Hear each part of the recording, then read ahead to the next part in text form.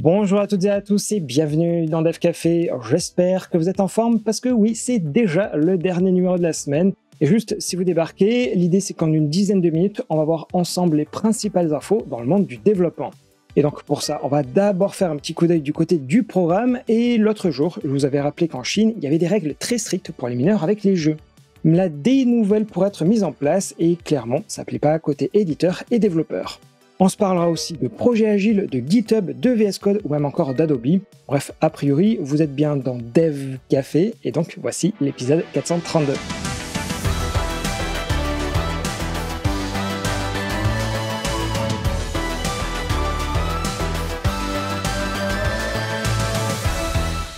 J'ai toujours tendance à commencer ces actus par une petite info sympa, mais aujourd'hui c'est au contraire pour vous dire de faire attention et même si vous pouvez, partagez-la. Pour ça, vous avez peut-être entendu parler de l'application qui s'appelle Tenten, ou alors pas, mais une chose qui est sûre, c'est que le ministère de l'Intérieur français vient de la déconseiller. Et si je tire un gros trait, c'est un peu un talkie-walkie version moderne, il y a quelqu'un qui parle et la personne en face reçoit le message, et ici c'est bien en direct, c'est-à-dire que le message est lu en direct, et ça même si l'écran est verrouillé. Et ici, un peu caché sur Twitter, la porte-parole du ministère de l'Intérieur français la déconseille pour deux raisons. Déjà, et ça m'étonne, mais la politique de confidentialité n'est pas finalisée.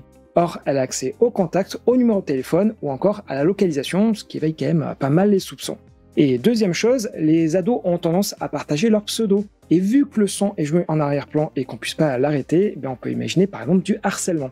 Donc je trouve quand même l'info sur la politique de confidentialité assez étrange parce que quand même Apple et Google la demandent. Et bref, surtout, n'hésitez pas à partager l'info.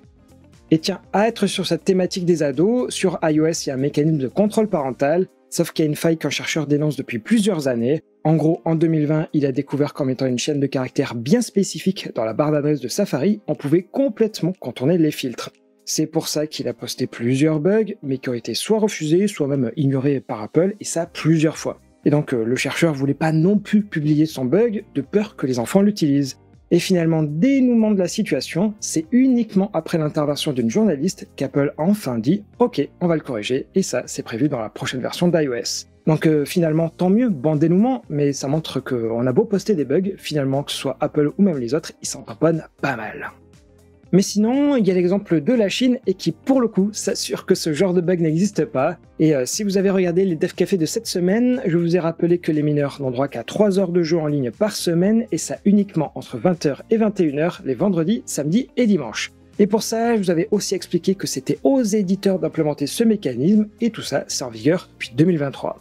Mais à la fin de l'année dernière, le gouvernement chinois voulait encore plus restreindre les choses. Et là, pour vous en citer quelques-unes, il y aurait dû y avoir l'impossibilité de donner des récompenses gratuites dans les jeux pour en gros pas rendre addict, ou encore sur les streams en direct, il devenait impossible de donner des pourboires. En gros, l'idée c'était de limiter l'addiction et l'effet pervers avec tout ce qui est argent. Mais tout ça a fait plonger en bourse notamment Tencent et ça a multiplié par le random, finalement le projet il a été abandonné. Sauf que là, on a l'acte 2 qui est certes un peu édulcoré mais qui plaît toujours pas. En gros, la V2 voudrait que si un paiement est présenté à un mineur dans un jeu et ça sans aucune détection anti-addiction, l'éditeur sera obligé de rembourser à 100%. Et le gouvernement a même pensé à tout, puisque si toutefois un adulte est présent à côté d'un mineur, mais que ce mécanisme-là anti-addiction n'est pas présenté, il y aura quand même un remboursement, mais cette fois compris entre 30 et 70%. Alors pour le moment, tout ça c'est qu'un projet et jusqu'à la fin juin, les éditeurs sont invités à donner leur avis dessus. Et il se trouve qu'au moins un a quitté la table, et vous savez en Chine la portée que peut avoir une telle action. Et eux, ils disent stop en prenant l'exemple d'un mineur qui serait donc seul, mais qui ferait un achat, mais un achat validé par les parents. Dans ce cas-là, il faudrait faire un remboursement à 100% pour donc un achat qui en réalité était valide. Et donc cet exemple montre qu'on pourrait abuser du système et finalement mettre à mal un peu toute l'industrie du jeu vidéo en Chine. Donc à voir ce qu'il adviendra vraiment de cette V2, parce que là l'idée c'est vraiment de taper dans le portefeuille des éditeurs pour en gros s'assurer qu'il soit irréprochable. Donc finalement vous voyez que contrairement à Apple, là au moins c'est sûr, si ça rentrait en vigueur, clairement ce serait très vite implémenté. Bon, je continue et je reste un peu sur cette thématique pas très réjouissante, mais vous verrez qui est quand même à nuancer. Pour ça, le fondateur de Studio a relu les conditions d'utilisation d'Adobe et comme on dit, il est un peu tombé de sa chaise. Mais en gros, en février, Adobe a mis à jour ses conditions d'utilisation et il y a 2 articles qui l'ont fait tiquer. Tout d'abord le 2.2 qui dit qu'ils peuvent accéder au contenu dans le cadre de la loi, mais grosso modo avec un accès libre, donc le contenu qui est fait sur la suite Adobe. Et l'article 4.1 précise que si toutefois il détecte que ce contenu est hors la loi, il se réserve le droit de le supprimer.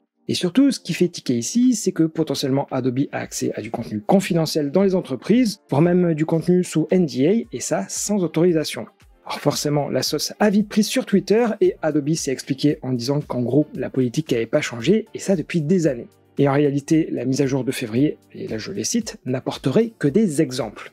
Et en parallèle, on a Scott Belsky qui a créé Behance et qui s'est fait racheter par Adobe et qui a répondu sur Twitter en donnant une réponse un peu plus rassurante. Et il dit que non, Adobe n'utilise pas le contenu pour entraîner ses IA, et il affirme aussi que ces règles sont en réalité plutôt génériques, parce que par exemple elles permettent de générer des aperçus sur la photo ou encore de faciliter la recherche, mais il conclut en disant qu'Adobe est probablement pas assez clair et il sous-entend que probablement on aura des éclaircissements.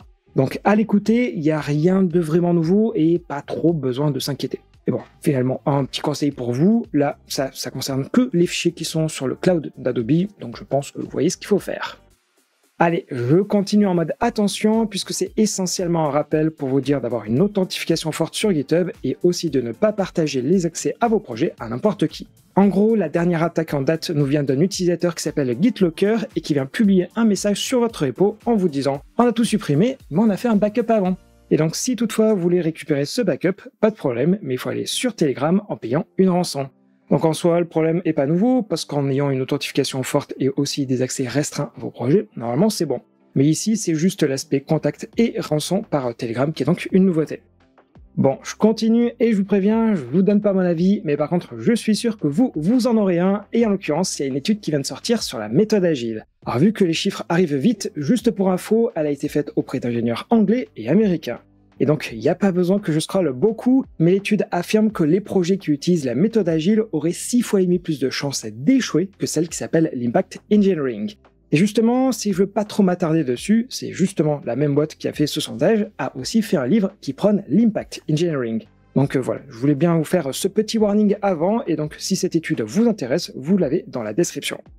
Et je termine en vous donnant 3 fonctionnalités sur la mise à jour du mois de mai de VS Code. Tout d'abord, vous avez maintenant la possibilité de sélectionner plusieurs onglets à la fois et ensuite de faire une action sur tous. Dans l'exemple ici, ça permet de les splitter tous à la fois, mais on peut aussi les déplacer, voire même les fermer, et ça tous ensemble. Ensuite, un truc potentiellement agaçant, c'est que les actions sur un fichier disparaissent quand il est plus actif. Et donc maintenant, vous avez une option pour les forcer tout le temps. Et enfin, comme ça a été montré à la build de Microsoft, Copilot peut maintenant avoir des extensions. Alors ça commence à être intégré dans VS Code, mais il est bien précisé que les API ne sont pas finalisées. Et donc en gros, sans trop rentrer dans les détails, la manière de venir parler avec une extension, c'est en citant son nom, finalement un peu comme le faisait avec Google Assistant ou même Alexa. Donc voilà, pour les 3 nouveautés de ce mois de mai, elles sont passables, on va dire, et le reste du changelog est aussi pas mal passable.